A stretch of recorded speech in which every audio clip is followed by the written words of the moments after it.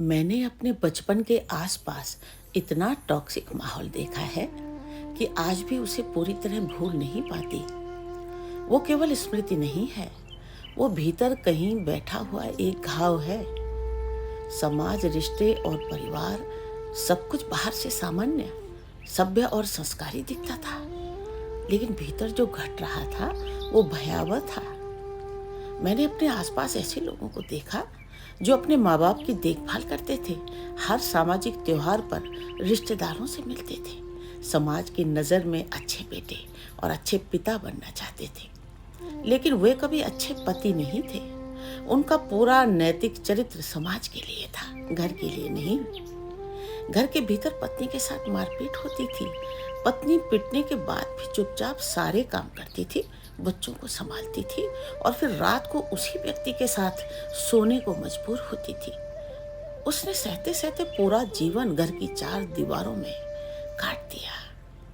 ये केवल शारीरिक हिंसा नहीं थी, ये एक निरंतर मनोवैज्ञानिक कैद थी।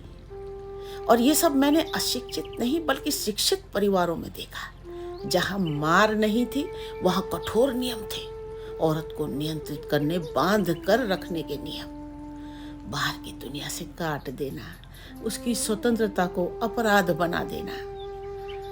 औरतों ने सिर्फ सहा है, उन्हें सिखाया गया था कि सहना ही स्त्री का धर्म है। लोग आज भी कहते हैं हमारे जमाने में शादियां टिक जाती थी, लेकिन कोई ये नहीं पूछता कि ये शादियां किस कीमत पर टिकती थी।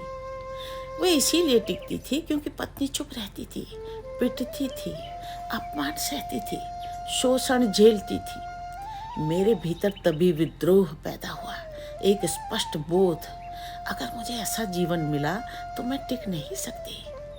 क्योंकि जीवन केवल जीवित रहने का नाम नहीं है, सम्मान के साथ जीने का नाम है।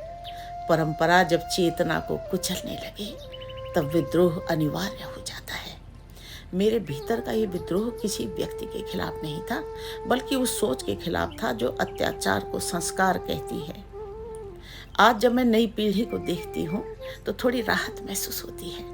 अभी सब ठीक नहीं है, लेकिन कम से कम अब ये स्वीकार किया जा रहा है कि औरत भी इंसान है। यही शुरुआत है, डर से नहीं, समझ से जुड़े रिश्तों की। शायद यही असली सुधार है। राधे राधे।